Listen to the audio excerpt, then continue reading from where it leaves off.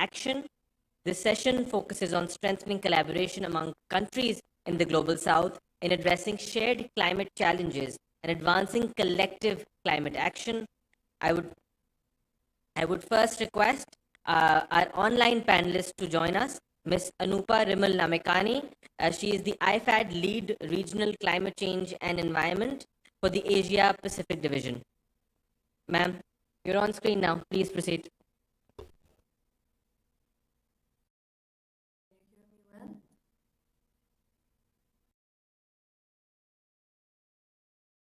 I guess that's a yes, because I haven't heard from anyone. You're on screen and audible. Please proceed. Thank you. Perfect. Thank you so much. Thank you. Thanks a ton. So thank you for this opportunity and to deliver the keynote address at the Beat Pakistan event. It is an honor to join you on behalf of IFAD. Apologies, I am not there in the meeting myself. It would have been quite nice to be part of the meeting together in person. I'm Anupa Rimalamichani, as introduced, the lead climate and environment specialist for Asia Pacific. And before I start, I would like to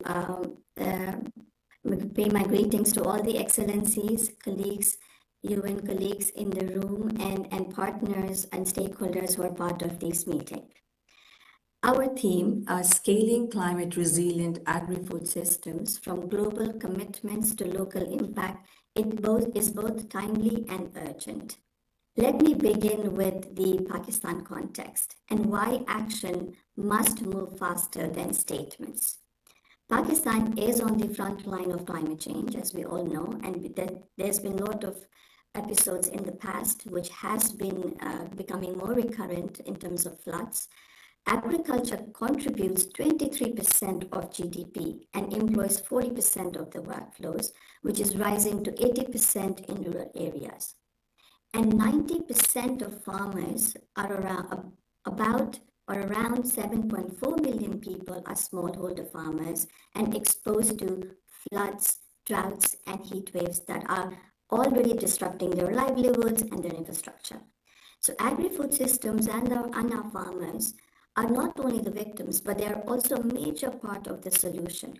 Yet globally, only 0.8% of climate finance reaches to smallholder farmers, and these numbers are shocking. And this is precisely why partners, UN agencies, MDBs, all the stakeholders, including government, needs to step in, and that is where IFAD also comes in.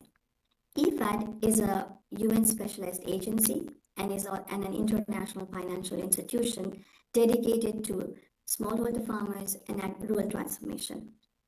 Next year, we mark 50 years of our operations, so we will definitely love to celebrate with all of you. We are focused to steward funds to deliver measurable results for governments, partners, and private sector by strengthening smallholder resilience and driving rural transformation. I also would like to just share a bit about IFAD because IFAD is an accredited to Adaptation Fund, Global Environmental Facility or GEF, and the GCF, which is the Green Climate Fund. We have been able to mobilize over 1.2 billion in climate finance and environment funds across 77 projects globally, and helping to connect global finance to farmers, water systems, rural communities, just to name a few. Why IFAD matters globally on climate finance and the work that we do. Beyond mobilizing external climate finance, IFAD commits to allocate 45% of its program of loans and grants to climate-related initiatives and activities. We focus on last mile delivery. We blend loans and grants with climate finance. We align with national priorities and the Paris Agreement and serve as an implementation partner that we can deliver at scale. Let me turn on or probably mention about Asia Pacific region. Why scale, or where scale, complexity, and opportunity all come together when we talk about climate change. Asia Pacific is IFAD's largest and most dynamic portfolio. And I think it's It's almost all for all of the different various agencies working in the region. The current lending program of EFAD is about 2.356 billion for Asia Pacific. The region currently includes 51 active projects, which obviously keeps moving up and down, totaling about 2.75 billion, plus 16 climate-funded projects, which are purely from the climate funds, worth more than 200 million. And what we do is we're supporting resilience from coastal, peatlands management, watershed management, to rangeland pastoral systems and all of it through these funds. Overall, APR is about, portfolio in EFAD is about 7.7 times larger than our Latin American portfolio. So that can already give you the scale in terms of the work that Asia Pacific requires to do, not just by EFAD, but by all the other agencies. Pakistan is a high priority country for EFAD, and with 5 active projects, our financing totals to US dollar 5.51.5 million, leveraging total financing to US dollar 1.4 billion. Our aim is very straightforward, is to help the government to reduce rural poverty, strengthen food security in ways that are gender, youth, nutrition, and climate sensitive.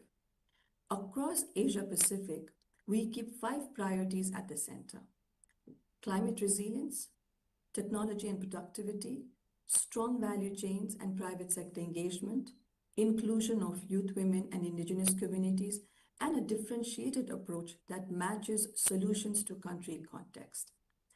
Pakistan, facing high climate risk, sits at the intersection of these priorities. We cannot dissect climate from other priorities. It has to go hand in hand.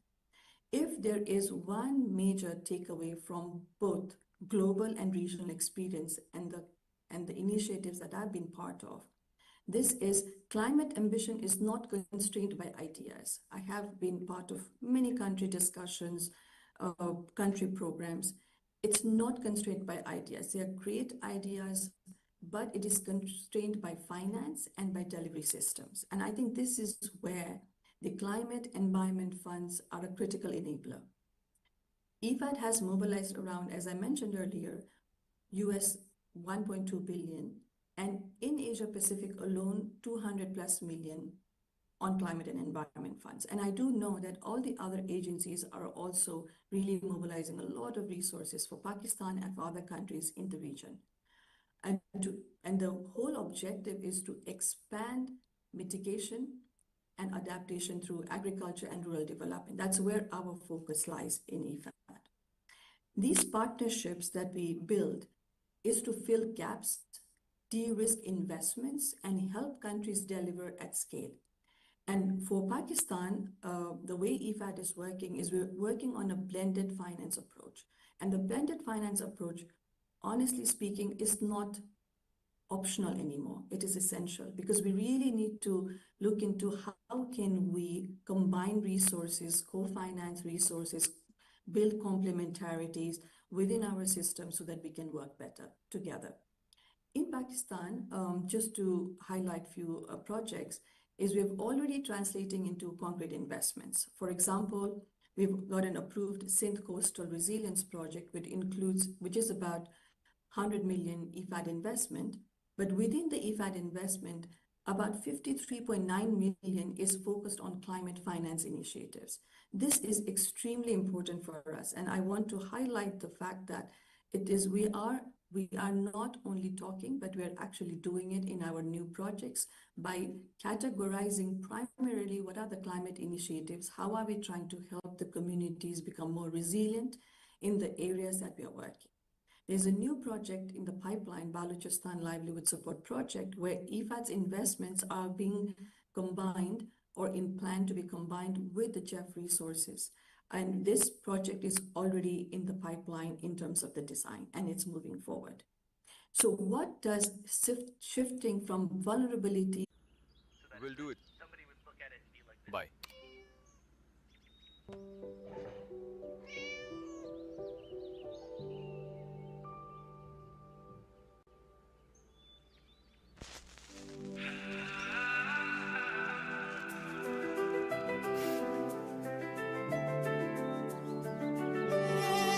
very clear is climate resilience raises productivity and stability. For example, if you look at irrigation by having a very sustainable irrigation system can increase yields by 2 to 3 times. Solutions must run across value chain and water at the center when we look into agriculture. And scale depends on strong institutions, modernization, and technology, and that keep young people engaged. As I mentioned earlier, there's an opportunity where we can work on development paradigm on various angles while we are addressing climate issues. To transform Pakistan's agri-food systems, 3 shifts can accelerate progress, and which we are also looking towards in our work. First is scale climate finance to smallholder farmers by moving beyond pilots and blending climate funds, IFI resources, domestic finance, and private capital. We already have recently got an approval on a private sector project with Acumen in Pakistan and IFAD. Second is invest in systems like linking irrigation, market, finance, information, and strengthening early warning system and rural infrastructure. Third is crowd in private sector across value chains, agro-processing, renewable energy, digital agriculture, all of these topics using public finance to de-risk investments. Let me close with 3 key messages, if you allow me. First, climate change is already shaping agriculture in Pakistan. There's no denying it. We have to act on it. But it is also a chance to modernize and build resilience. Second, resilience is achievable when solutions are integrated, financed, and designed for scale. Third, partnership is a multiplier effect, linking government, development partners, private sector, and communities to move from projects to system-wide change. So these are for us extremely critical, and we are also shaping this while in the work that we are doing in Pakistan and in the region, and not just in Pakistan, because as I mentioned earlier, the challenges are very similar in the region. So let that be the standard that we hold ourselves to. Climate resilience for smallholder farmers is the test of our commitments and the foundation of food security, stability, and growth. So let us fund what works, what can deliver at scale, and we can act now. Thank you so much for this opportunity, and I would hand it back over to the organizers.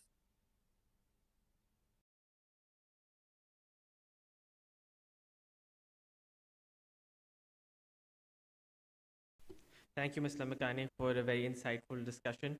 We're now going to have a panel session. I'd like to welcome 2 individuals who are already seated on stage. Mr. Mohammad Yahya, who is the UN Resident and Humanitarian Coordinator for Pakistan, and Ms. Dr. Iram Sattar, who is a water law and policy and negotiation expert. She's come all the way from New York for this session. And can I invite the other panelists to please join us on stage now? Mr. Renato Redentor Constantino, who is an international policy advisor for the Climate Vulnerable Forum. Ms. Rumina Khurshid Alam, who is the coordinator to the Prime Minister of Pakistan on climate change. Ms. Seema A. Khan, she is the principal at the Seed Advisory Group. His Excellency Mr. Mohammad Toha, the High Commissioner of the Maldives to Pakistan, and Her Excellency Ms. Rita Dhital, the Ambassador of Nepal to Pakistan, and lastly, Mr. Tom Wang, the founder and executive director at People of Asia Center for Climate Solutions.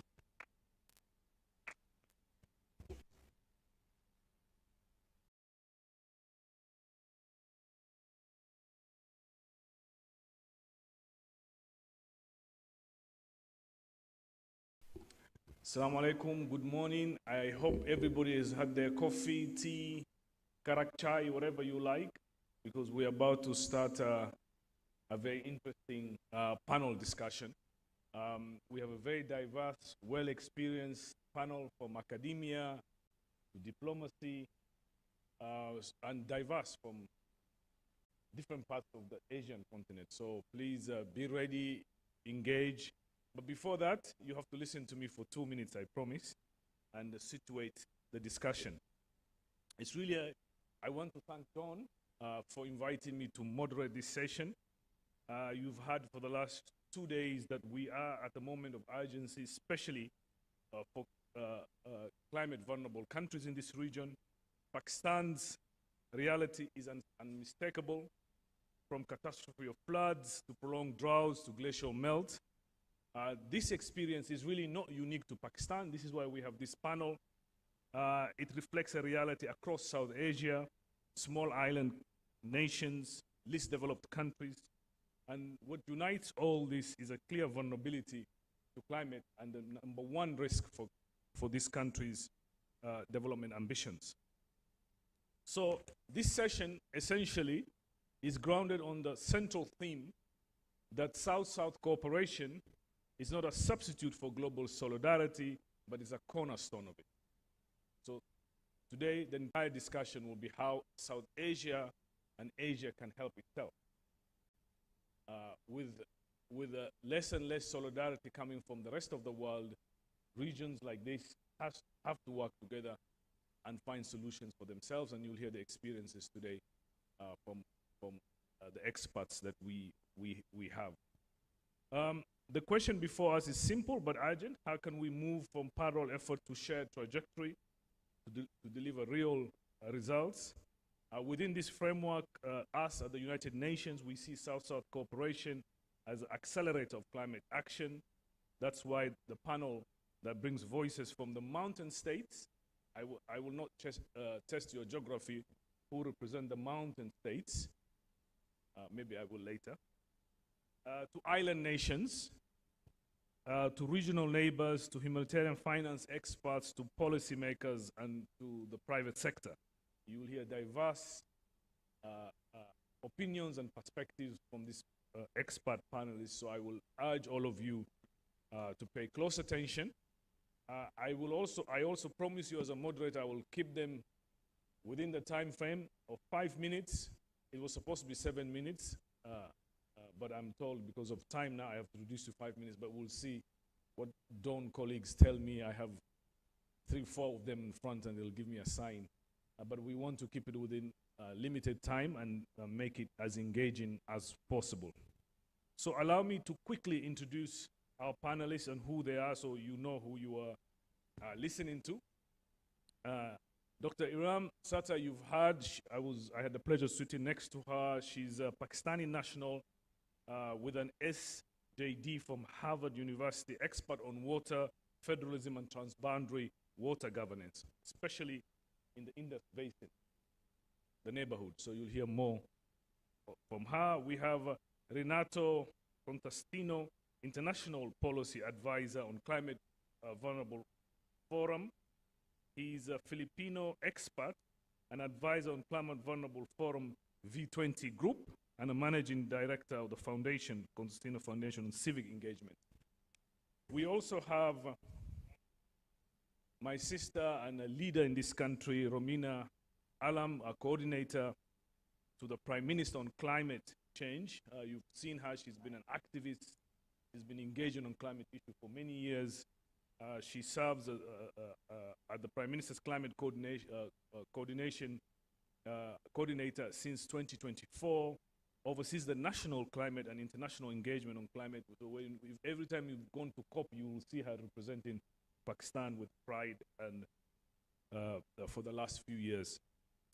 Tom Wang is a founder and executive director of People of Asia on Climate Solutions. He has 20 years experience in development sector and communication. He founded the People of Asia Climate Foundation in 2018. He has led communication work on Greenpeace, World Animal Protection, and campaign on tobacco-free kids in China. So a lot of experience, Tom. Thank you very much for joining us. Then I have Seema A. Khan, principal at the Seed Advisory Group. She's a creative leader who has been at the forefront on climate and the global climate finance across the world. She was the general counsel of the internet-born era trade, escape.com. A lot of experience. In Saudi Arabia, she served as a chief strategy officer for the Saudi Arabia General Investment Authority. Again, Thank you very much, Tima, for joining us and welcome. And then we have my member states, people who I report to indirectly or directly, two ambassadors. We have Mohammed Toha, His Excellency, the High Commissioner of Maldives to Pakistan, Ambassador. Thank you very much for joining us. And Her Excellency Rita Detail, Ambassador of Nepal to Pakistan. And both of them have extensive experience on everything to do with diplomacy and negotiations and multilateralism. So colleagues, I think you'll agree we have an incredible panel. So we'll start with the questions and hopefully we'll finish on time. Please pay as close attention as you possible and please welcome this incredible panel. Thank you very much.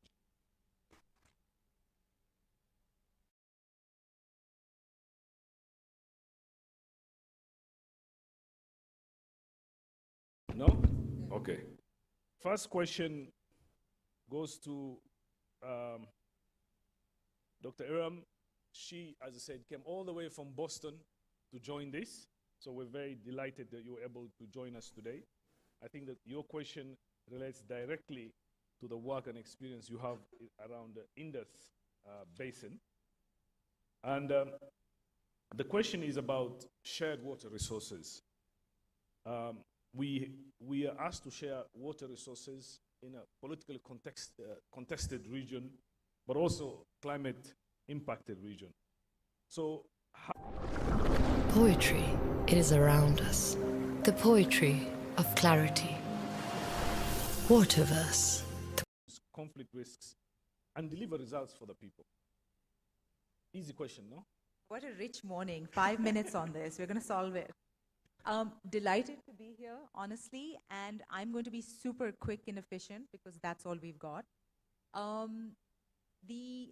If any of you attended the lecture that I gave yesterday, I brought up the concept of ethical leverage.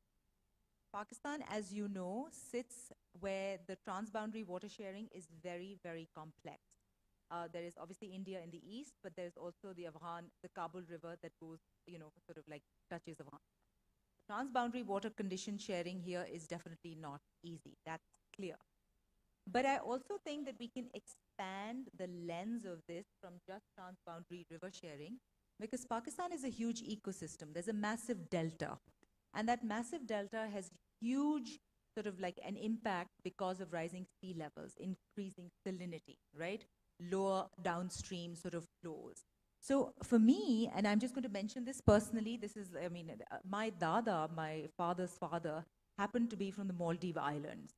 Now, not everybody is from the Maldives Islands, they're dadas, but mine was.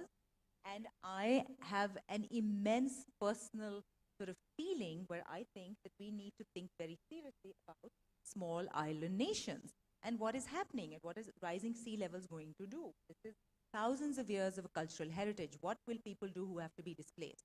So just like small island nations are under threat, people in the delta are under threat. So the threats are sort of like compounding, and I think Pakistan needs to think about this. So for me, I think Pakistan sits at this really interesting intersection of a lot of complexity that touches many nations here. Obviously, there's glacial melt, right? All of that's happening in the upper Himalayas. That touches, sort of like countries like Nepal. The concept that I mentioned, which was of ethical leverage, I think that's what we need to think about. I think you develop a lot more credibility to speak internationally and to speak in coalitions if you do well within the polity that you're in. And I think Pakistan can experiment at all of these scales. Imagine Pakistan does really well in helping save the delta. Wouldn't that be an amazing experience? There are delta regions around the world. I mean, the Mississippi is a massive delta that has problems, right? So my sort of thing is, and I will just allude to this, as we know, we live in great geopolitical complexity. Mark Carney was just giving this speech at Davos about how, the middle powers need to rise. And not that we need to allude to Mark Carney specifically, but absolutely, we can take responsibility. We have such a laboratory and an ecosystem where we can think about things, do them well here within our jurisdictions, and then share with partners. And absolutely, we can have lessons that others can learn from. So I think we should approach this with immense confidence that we have an experimentation possibility. And all of the transboundary sort of water sharing, I mean, as we know, right, and just on specifically on rivers, rivers flow, right? They have no idea where we have drawn political boundaries. That's a human thing, okay? The river has no idea. So we are the ones who build human reliance on those rivers. But if we can do a little better to manage economic complexity, ecosystem complexity, living livelihoods within our border, I think we'll have a lot better platform from which to speak with confidence to other places around the world, right? That says, you know what? Guess what? Our interprovincial water sharing can be a model. So instead of contestation between Punjab and Sindh, which is a perennial issue of water sharing, why don't we try and do this really ethically within so that people feel that they are getting a just deal here, there is development and there is ecosystem preservation, then we share those with the world. So I always think that, like, if you look inside and, like, you know, fix yourself first, you'll have a lot more standing to interact with other people at other scales and in global context. So we can be a lab, we can be a place where lessons generate from, but we have to look inside and sort of correct ourselves. And that's what I think we should do with confidence, because we have so much that we can experiment on, right? And that's amazing. I mean, this is a hugely diverse place where we are sitting, and we have a lot that we can learn from here, do better, and then write it up, speak it out, go to conferences, tell people, look to us, look, we had this problem too, this is how we solve it. And, you know, let's add to sort of like global knowledge also. So I think we should be very sort of comfortable and fun and confident and think that we have solutions that we can bring to bear. Thank you very much, Doctor. Maybe if we have time, we'll come back. If you can tell us more on examples in the region, if there's examples of water sharing, cross-border water sharing that has worked very well. Now I go to Renato. Renato, I have your name as Red. Is that your? Everybody knows you as Red, so you don't mind, hopefully. My name is too long. So Renato, the question for you is really about what has been the most effective South-South cooperation mechanism, especially in alliances like V20. Maybe also, Renato, you use the opportunity for colleagues and audience who don't know a lot about V20 as an introduction. Over to you. Thank you very much. Again, the dilemma is 5 minutes. So the Climate Vulnerable Forum in the V20 Group of Finance Ministers, founded in 2009, 11 countries. By the time I joined in 2015 as an advisor, it was 20. Now we're 74, and we represent 1.7 billion people around the world. Our members include the most vulnerable countries who have done so little to contribute to the problem. The session began with a statement that South-South cooperation is a cornerstone. I say it's another way to spell leadership. And if we talk about leadership, this is the right place to do so, because as probably the whole world knows, is very thankful for the leadership that has been displayed by Pakistan in trying to sort out warring big powers. And this is the kind of leadership that we actually need from those who are interested to bring about peace. What have we done in particular in the CVF and D20 that would matter? There's many, but I would like to focus on a couple of things. We have been flooded with a lot of data and numbers since yesterday. I think I'd like to put a context onto this in terms of the politics and the changes that we are able to leverage because we are determined to deliver change. So we were established in 2009. In 2015, 2 months before the Paris Agreement was gathered, the CVF established what is called the V20 Group of Finance Ministers. The initial response of the finance ministers was one of surprise. It took them about 2 months to realize that, yes, they are at the center of the climate crisis resolution. For so long, many people up to now think that climate change is an environmental issue, which is just a subset of the entire problem. We are in the middle of a development crisis, and we need the economic managers of all our member countries to take the lead.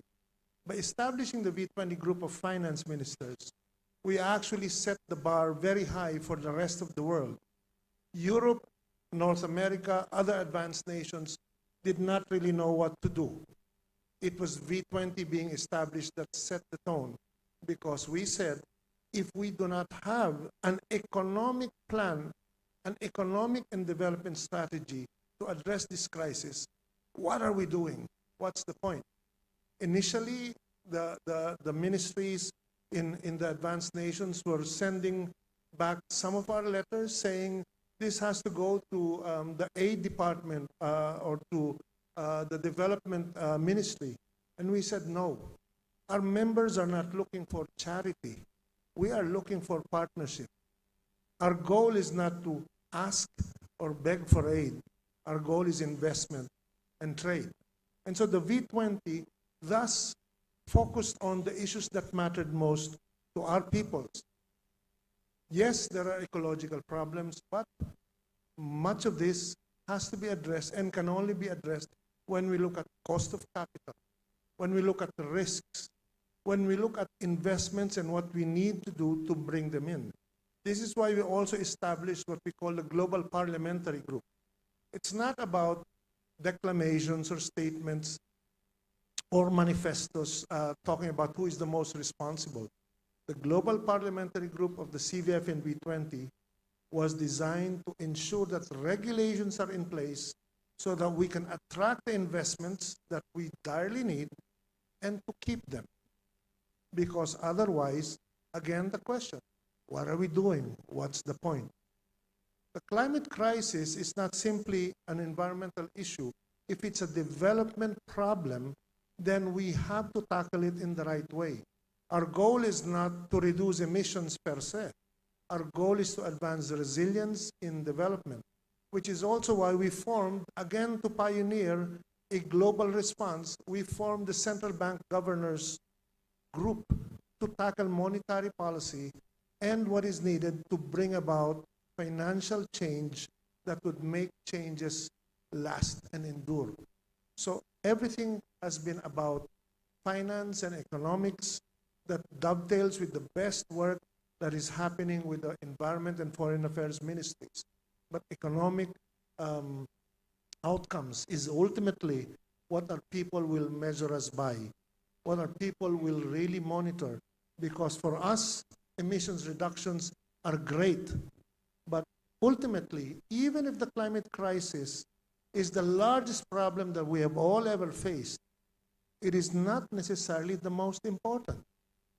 To a family, food, jobs, shelter, and health are just as important.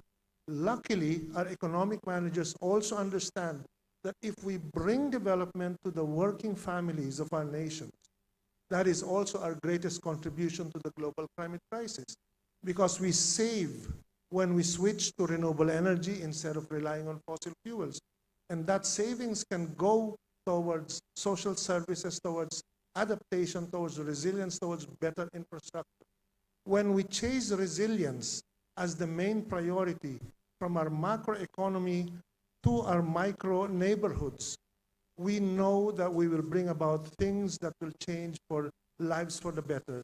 And at the same गाने colour naturals जब ingredients हो natural तो damage का डर कैसा सेहतमंद बाल मतलब बेहतर काला is that when you place the resilience at the topmost priority and you deliver infrastructure that lasts and changes in supply chains, in logistics and urban services, when you transform society as a priority, we contribute to the global climate good in far bigger ways.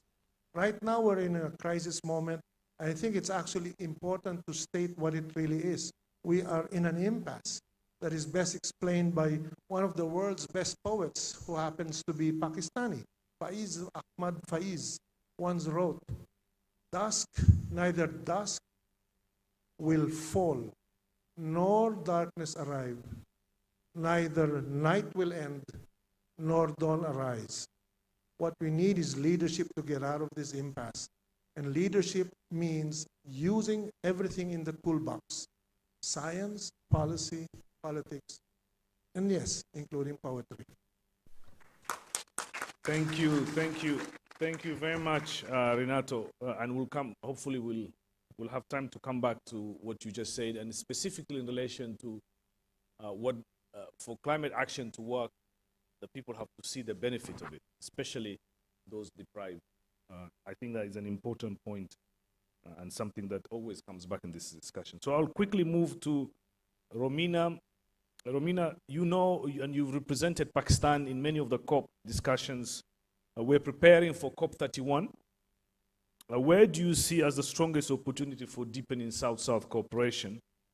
Is it finance? Is it technology? Is it adaptation? And what specific input and support is needed to translate this to reality? And I know your Prime Minister, I think I was meeting some of the ministries, and they told me the line that the Prime Minister wants you to go through is what they call Shabazz line, or Shabazz speed. So the results is an important factor for government. Where do you see this going on South-South?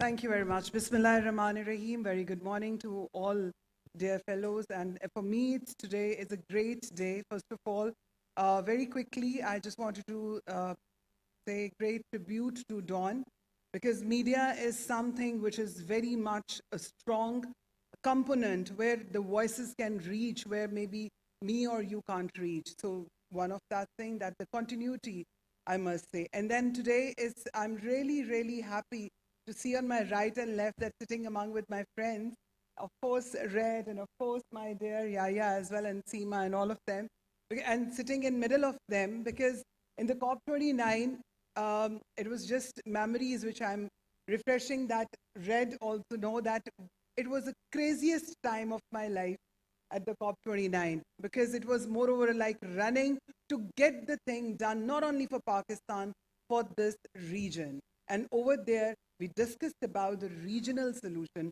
And I really want to congratulate and to pay thanks as being a human, not as being just a coordinator, but as being a human, I really want to pay thanks to UN. But other than that, the organizations which are in the UN, like they're working like UNF, if you're talking about the Indus Water Basin, treaties and all that. And then of course, CVF.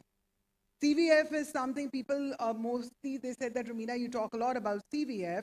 It seems like you're with them. I said, no, I'm not with them. They are with me. We are with them.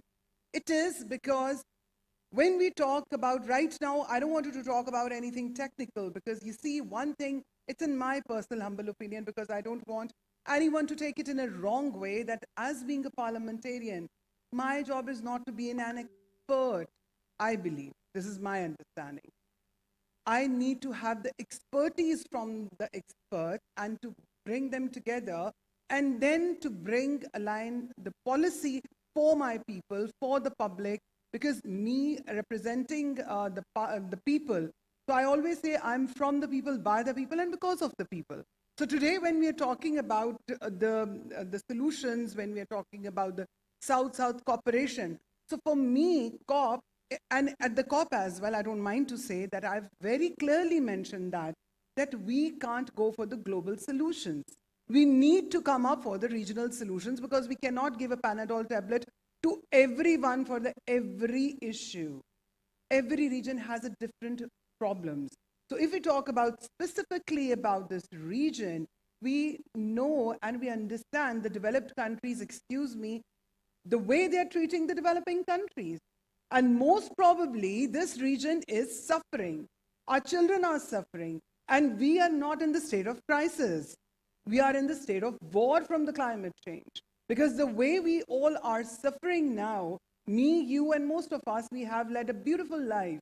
But what about the children who are coming through? So it is their human right as well. It's their right. So how much we are focused? So I believe strongly, as you mentioned about the Shabazz speed, I am really thankful to the Honorable Prime Minister, the trust which he has showed. But moreover, I'm really thankful to all the organizations who are sitting over here, who always have the trust on me that yes, with her or along with her, we can get the things done. And we have done that. And we are looking forward to do that. And in that matter of fact, Yaya, my dear brother, I don't know I'm on the Shabazz speed, but yes, of course, as being my leadership, I tried to make, and that in the COP, of course, those who attended the COP, they knew that they said, like, how can you make it possible? But that is all a teamwork. And it was not alone Rumina or Pakistan. It was the regional support. It was CVF. It was UNAP. It was everyone, even the media as well. So, how we can work, that is more important. And then getting back to this particular thing, I don't know how the COP's going to work, because it is not now for me as I don't want to call myself an activist, because this is not something I have to do as an activist. This is something I always say that now, because as Red mentioned, as all of us, my dear lady, she also mentioned about when we're talking about the water, that now this is not me and you, it's us. We all need to support each other, and South Asia or South-South cooperation or this region can do wonders. We don't have to look for here and there for the support, for the funding, for the grants. We can do the trade with a respectful way. That if we don't have money, it's okay. You have wheat, I have rice. Let's swap. Let's come and talk about the solutions. I don't want to give here any, and most important thing, I hate this word, that when we say that the vulnerability, this region, the people, either it's Maldives, either it's Pakistan, either it's Sri Lanka, either it's Bangladesh, anyone, all these countries, the people, the developing countries people, they are the resilience nation. And if you talk about Pakistan, we have proved in the floods that we are not looking for the aid, man. We're looking for the trade, because this is not something we created. This is not the God-made crisis, please. This is not the natural calamities. These all are the man-made disasters. So we need to grow up, I strongly believe, and strongly we have to stand for each other. And how it can be possible? By sitting, and I think these sort of the forums, where the media, where the CVF, where the UNAP, or the UN, yourself, Mr. Yaya, who is sitting over here, and the private partners, we have to take the development sector and the private corporate sector along. Because G to G is something which goes. But moreover, it's B to B as well. Public to public, people to people, academia to academia, that how we can get the things done. Because now we are not living in some globe. Now I strongly believe, and I always say that we are the citizens of the planet. Because if the planet is not going to be there, excuse me, no one is going to be there. So what we are looking for, because now, not only the state of war, I'm saying, like the climate, look at what's happening in the world. Like one place we're talking about, please, where the glaciers are melting, the water crisis, the food security, and what's happening. One developing area, like we all know, and I don't want to go in that details because this is something we're talking about climate, but this is something about the food security. It is something about the human rights challenges. It's something about the children. It's something about everyone, living things, and those as well, life under the water, life above the sky, So these are the things where I believe that these forums can play a pivotal role as a bridge where we all now need to sit. We don't want to go for those solutions that, okay, let's go for the COP. What about the loss and damage fund? Where is that fund? Nothing happened. So please, excuse me, I just don't want to hurt anyone, but this is something we all need to understand, that we need to stand for each other. Because today's Pakistan, tomorrow it can be someone else. Today's Maldives, tomorrow it can be Sri Lanka, tomorrow it can be anyone. Are we waiting for that let the water go above our head? No. So if no, then let's sit together, come up with the solution plans. Because I'm here not to give the technical things, I'm here to learn from the technical, and everybody know that when it comes to technicality, I always believe that, and I'm not a perfect person, I love to learn. So when urge of learning is there, things we can do, this is something we have to stand, and climate justice is something which we don't know we're going to get it, not get.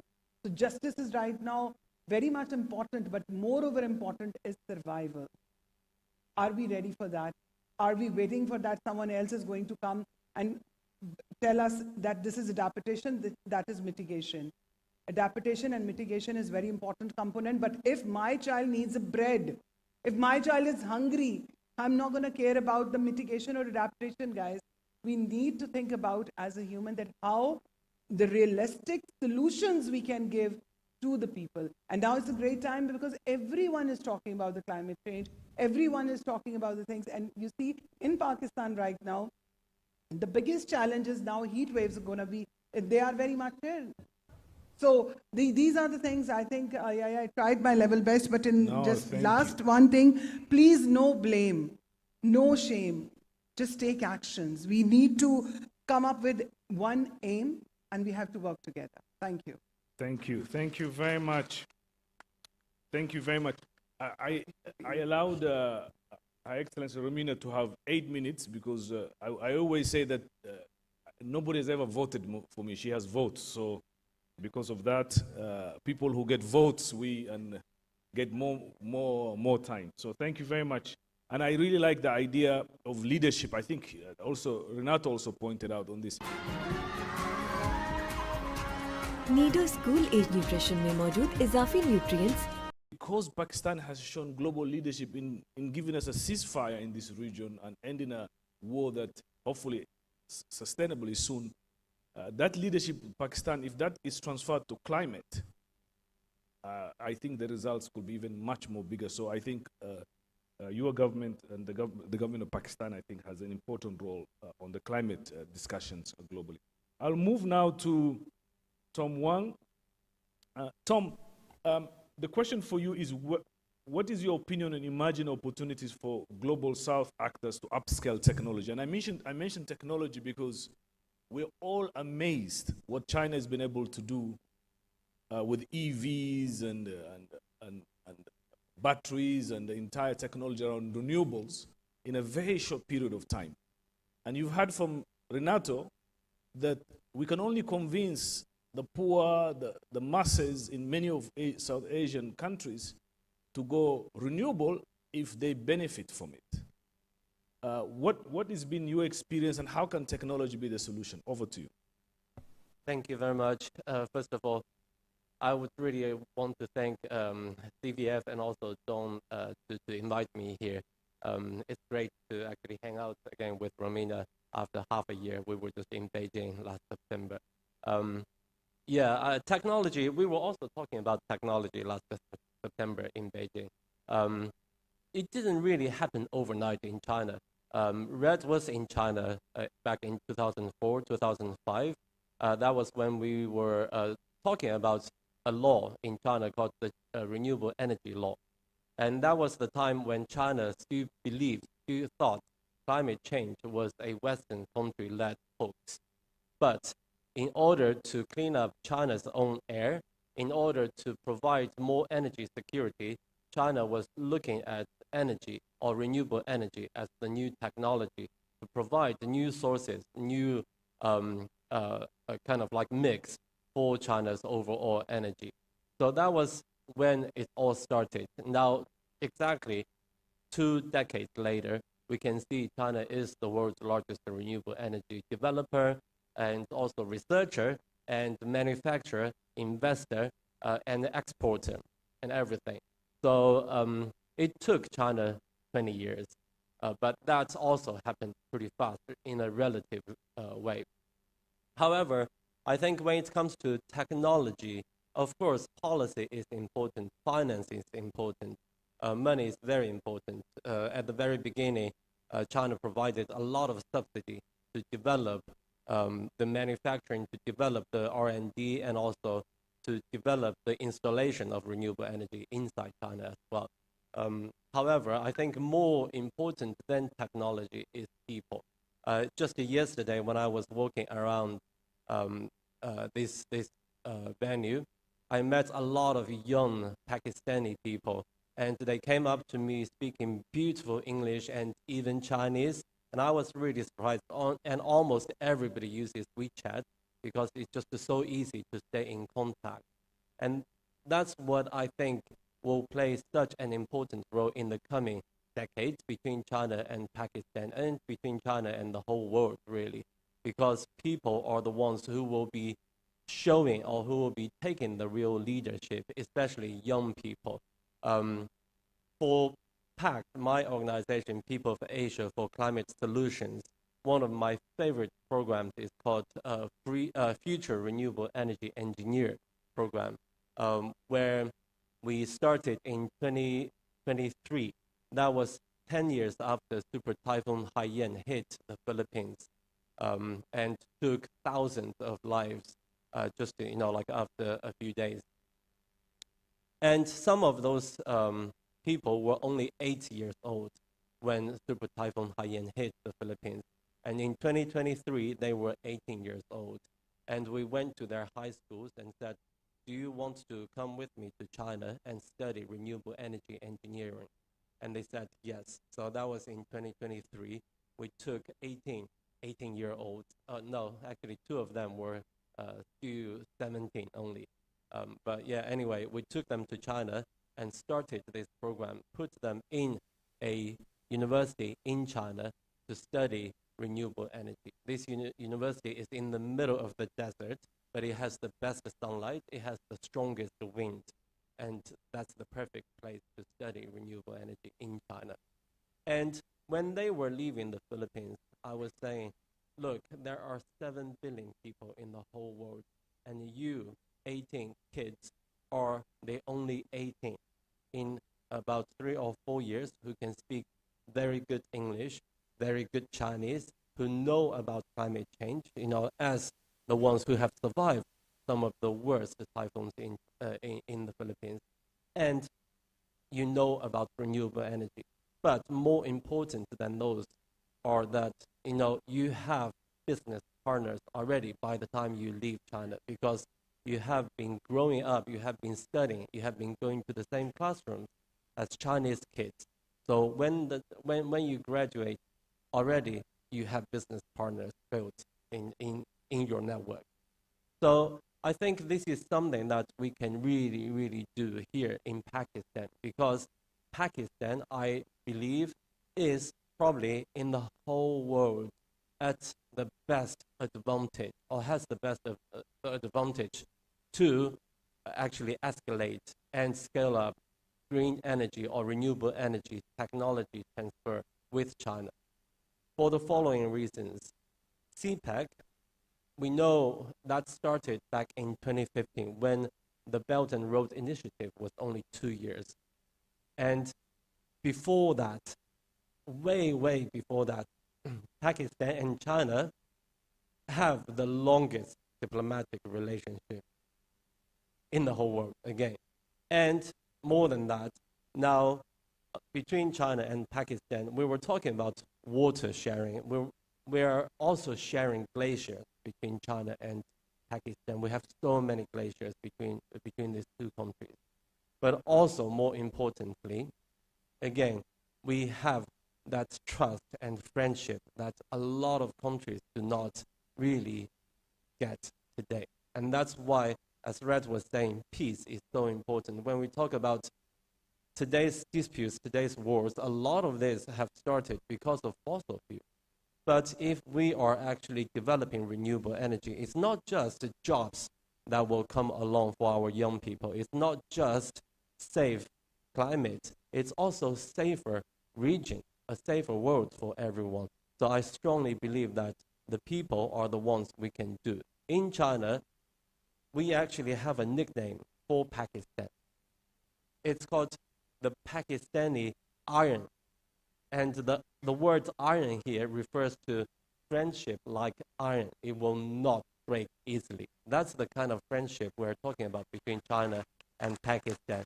So with this kind of trust, with this kind of friendship, with this kind of expectation, I really hope that, in the future, the renewable energy collaboration is not just the Chinese company coming into Pakistan and build a project and then leave, right? So that's not kind of long-term friendship building. That's not the kind of people-to-people project we're looking for. I think the real opportunities in the future are really a lot of students from Pakistan going into China, and at the same time, a lot of technologies coming into Pakistan, a lot of manufacturing, a lot of research and development coming into Pakistan, so that this renewable energy really lands here, gets planted in here, and starts to grow very strong roots.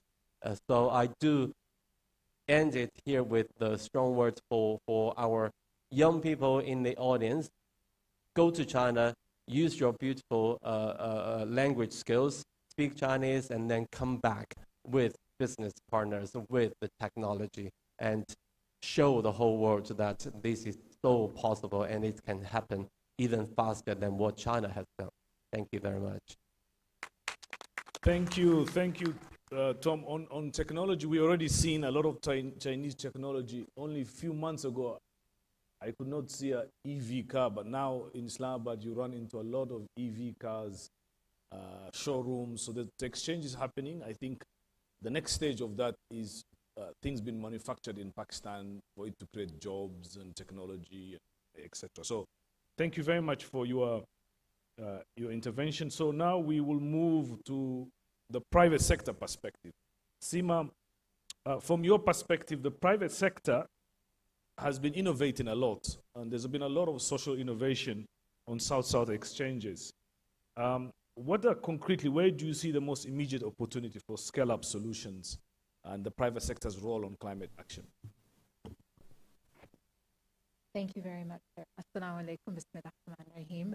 Before I say anything else, I'd like to say thank you to the Dawn group for inviting me, and also to Her Excellency, Madam Romina, who, by her passionate speech, actually demonstrated why she is respected globally for not just representing Pakistan, but really being seen as a representative for the people of the world. You said region, I would say the world. It's from that perspective that I would like to speak to you. Just out of curiosity, in the audience, may I see a show of hands as to how many people are from the private sector here today? And how many are from either public sector or the non-for-profit? I wish to have seen more from the private sector today. To answer your question, I think it makes sense to, before we can see where is the opportunity, we should know who is patient capital, because they're the ones who will see the opportunity. What is the global south? Because that's where the opportunity is globally. It's not in Silicon Valley, it's in the global south. And then the third is, where are those opportunities and how do we take advantage of them? So who is patient capital? In one sentence, patient capital is not extractive capital. There is actually a battle in private sector globally, occurring today in every single country. Patient capital is the Wallenbergs of Sweden, who just stepped in and invested. नया Olpers T creamer, इसका जर्रा जर्रा बनाए गाढ़ी मजेदार चाय, Pakistan's first dairy. It's a commitment to provide Sweden's contribution to the energy transition. This is important to note because the battle is between elements like a Wallenberg family patient capital that is thinking 100 years ahead, who is thoughtful, and who is seeing the difference between extraction, which is taking only for yourself and profit now, versus future. So if you keep that in mind, what is patient capital? And without naming names, I think any one of us can think of what is extractive capital. That actually moves us to who is the global south. The global south could be anyone from the BRICS, China all the way to Brazil, to emerging markets. I define global south as where are the resources. And this is why patient versus extractive capital is important. Extractive capital is telling countries who own the resources that they need to buy the technologies in order to save their resources while investing to extract the resources. Think about that. That conundrum is amazing when you think about it. Buy our stuff so we can take your resources to sell you more of our stuff, is basically what's happening. Patient capital is in negotiations with the people who are around this group to discuss where is the intersect between money, policy, and national development, because that's the most profitable. The Wallenbergs are some of the most wealthy family in the world out of families. You will never hear about them because they act to show how they invest. And that is similar to an example within Pakistan, which is the ED Foundation. It is a type of capital. And the minute we start to see the non-for-profit sector as a type of capital is when we change it from seeing money sucked in to actually sustainability coming out.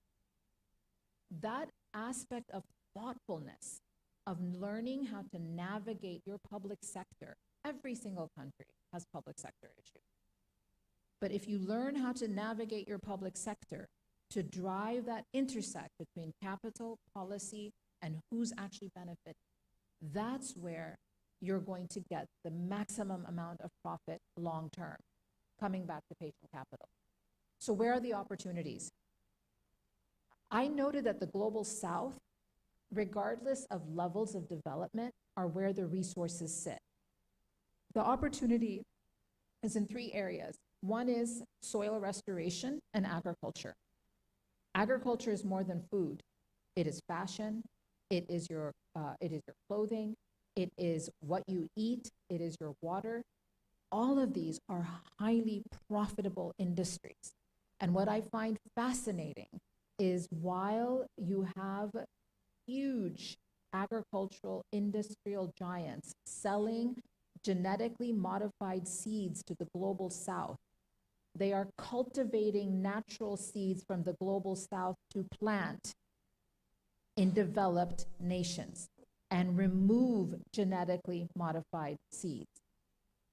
I urge the private sector that is involved in agriculture to use this valuable resource as a bank and think of ways to capitalize it and to monetize it for the benefit of your own people.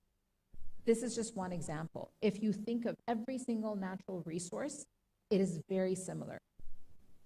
So that brings to me to, if we're looking at this, where is the opportunity? The opportunity is right in front of us. I think it was Ren who said that it's not the large scale, it's not the macroeconomic policies, it's the people on the ground.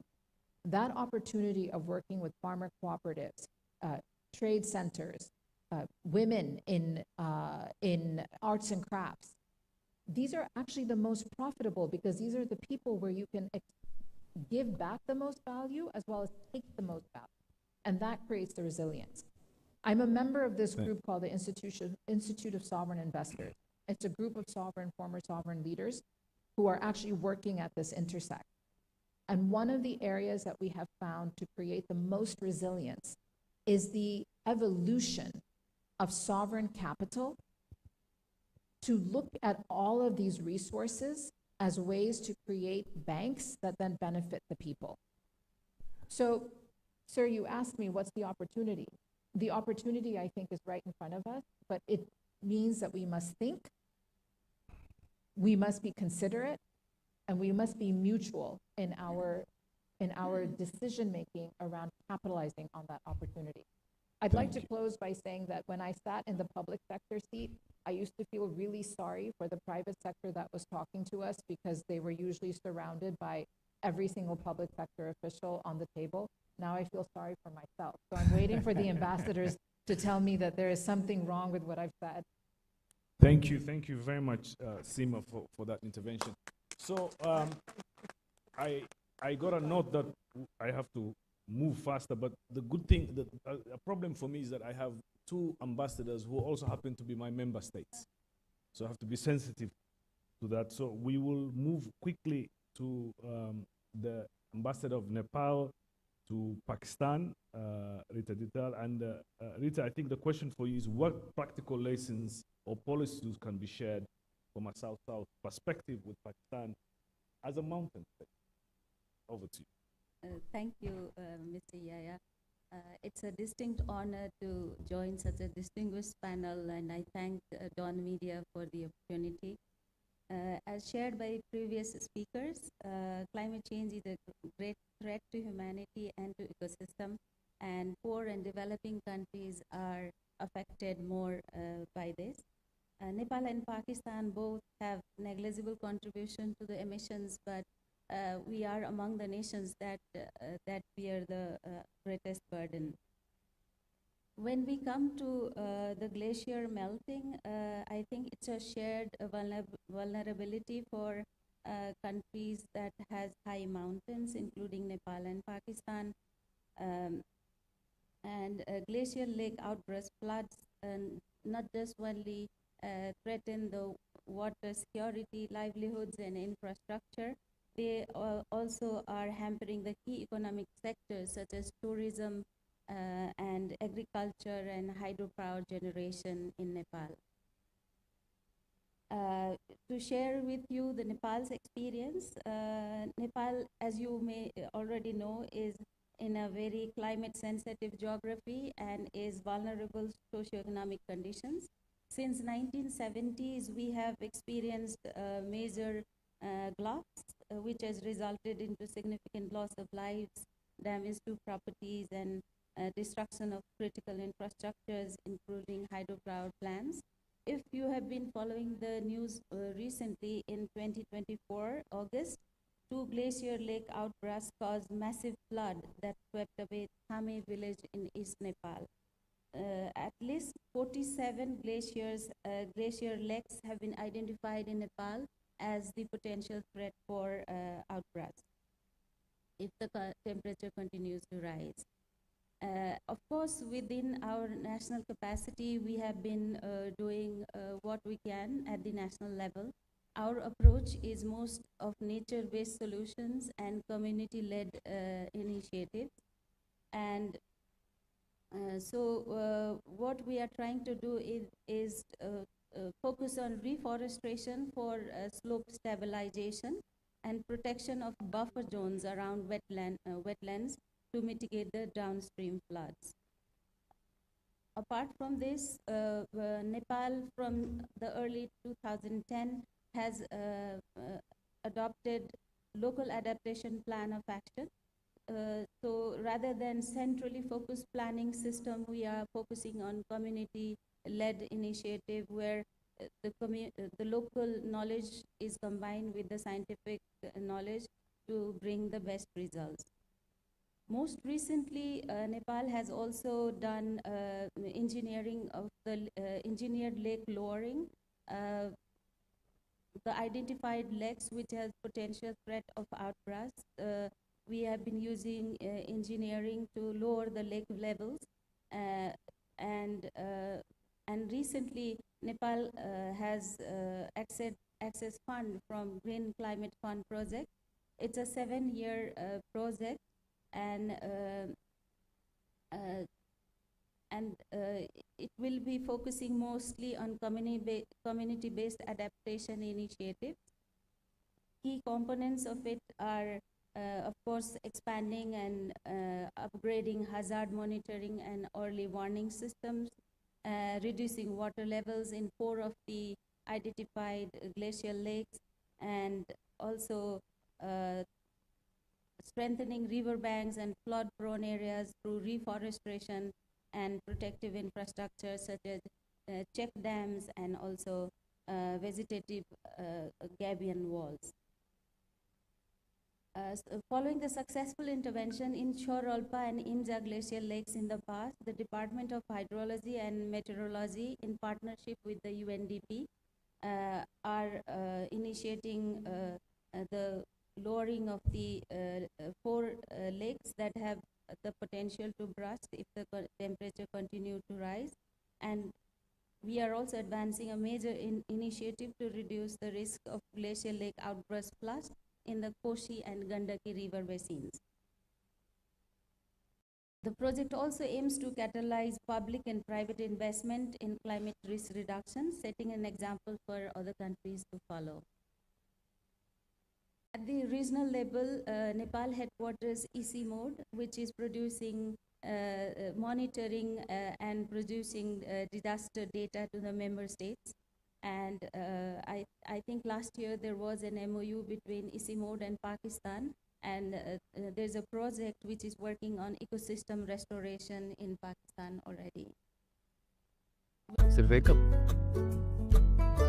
इससे बनते ही 2 cup हैं। समझते हैं एक दूसरे को, इसीलिए बने हैं एक दूसरे के लिए। From Nestle. We admire the Pakistan state-of-art technology in disaster risk monitoring at the NDMA. I think Pakistan is currently implementing GLOF 2 project focusing on installing automated weather station monitoring tools. What Nepal can share would be, of course, the community-based approach that we are following up, and Nepal's community forestry program has been a success story which we started during 70s, and it can be one of the areas where Pakistan can look at.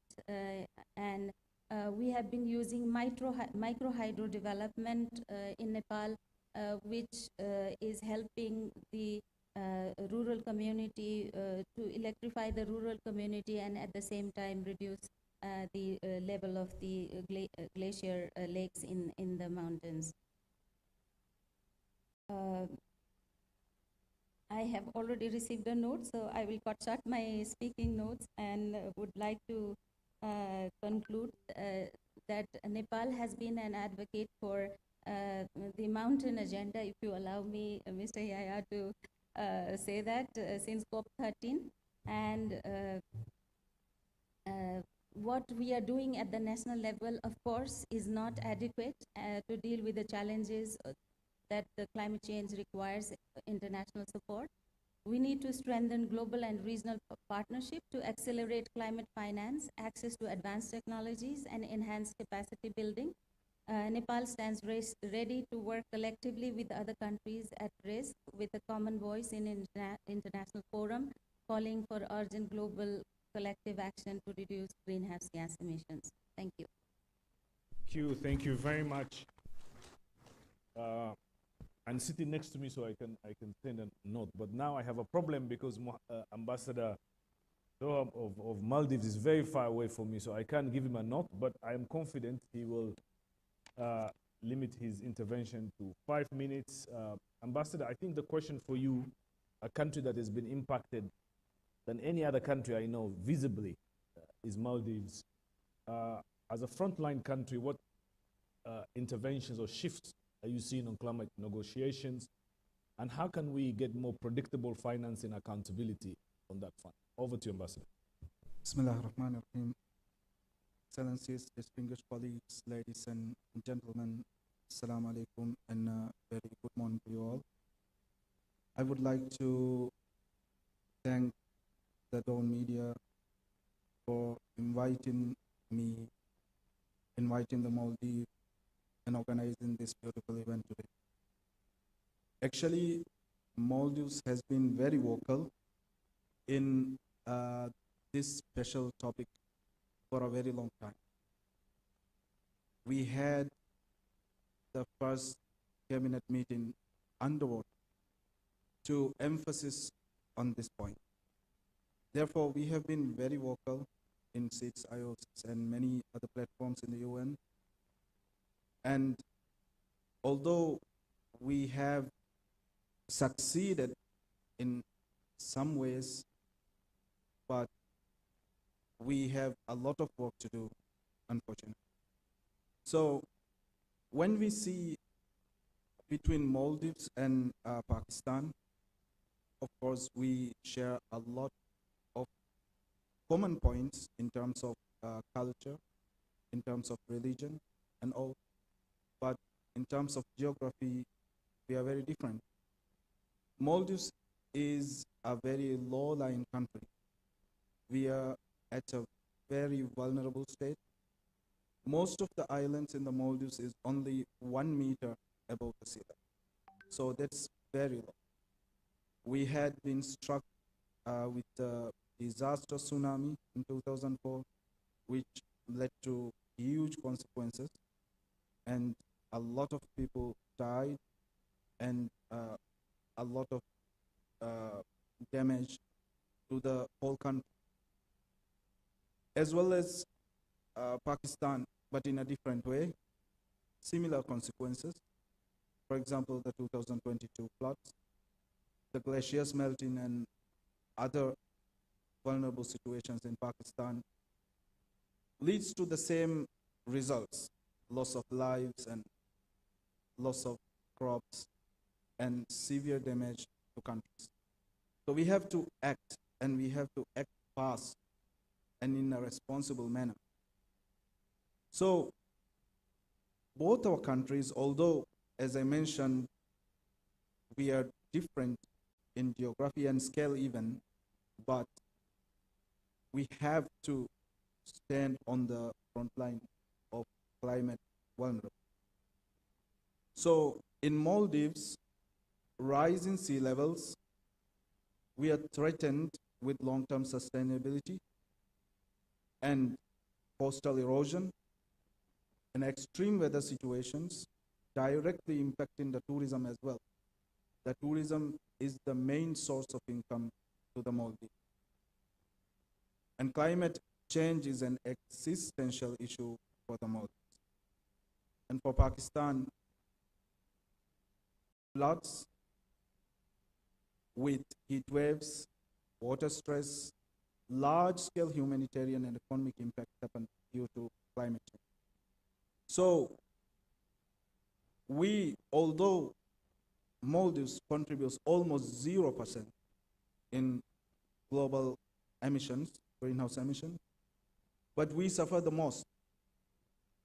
But at the same time, we try to be an example to the countries by implementing severe measures like His Excellency, the President of Maldives, Dr. Mohammad Muiz, stated that Maldives is committed by 2028 to go to transition the country in energy. So we are going to use at least 33% of our energy consumption from sustainable, renewable, clean energy by 2020. And we are very committed to work on it. Also, by 2030, we are trying to achieve the net zero state. So we are, from our side, very much committed to this cause. Also, I would like to say, most of the time, vulnerable countries like us have limited negotiating power. Therefore, we have to work together. So when we are together collectively, our voice becomes stronger and it becomes more influential. So we have to push strongly for financing, adaptation financing, operationalization of loss and damage fund, accountability for climate commitments, and fair implementation mechanisms. So climate negotiations cannot remain focused only on distant targets, while vulnerable communities are facing immediate realities today. So we are not only lacking the funding, but we are also facing the difficulty of accessing. Although there are some funds promised to us, but we never receive it. So very complex application systems and very slow disbursement. There are technical barriers and huge delays between commitments and implementation. So we have to push for the implementation part. We have to emphasize. So adaptation is unfortunately not optional for us as vulnerable states. So it's a necessity for survival and resilience. So we call for simpler procedures and faster access for these funds, more grant-based financing, less debt-driven climate support, so that countries recovering from climate disasters cannot wait years for financial approval, while communities continue year by year to suffer like. So we Global South should move beyond negotiations we should focus on sharing our knowledge, sharing our platforms, technical cooperation, technology, capacity building, and practical implementation also. So in Maldives, we try to protect the marine ecosystem also while protecting the islands, the coastal erosion part. In Pakistan, I think huge disaster response systems are managed and climate recovery operations are done, and large-scale humanitarian positions are being taken. So there is enormous value in countries of the global south learning directly from each other. So as previously I said that we are very, very much committed, although we are almost 0% in the global emissions. So we have already implemented a lot of renewable energy transition mechanisms and environmental protection and resilience building efforts. My final message is that the climate crisis demands not only urgency, but solidarity. Frontline nations must continue working together to ensure that global climate action becomes more accountable, more inclusive, and more responsive to the realities faced by vulnerable communities. The Maldives remains committed to working closely with Pakistan and the wider global south in advancing these shared objectives. Thank you very much. Thank you very much, Ambassador.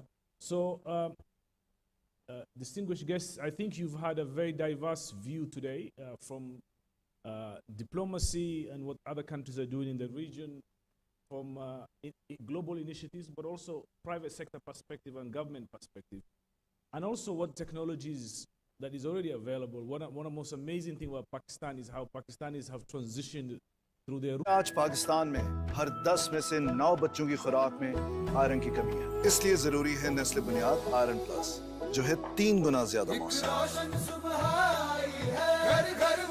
Nestle बुनियाद iron plus.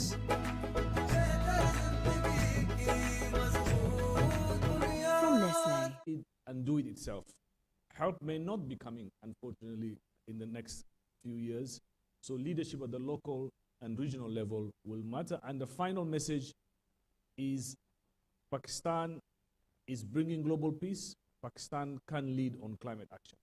With that, please put your hands for this incredible panel.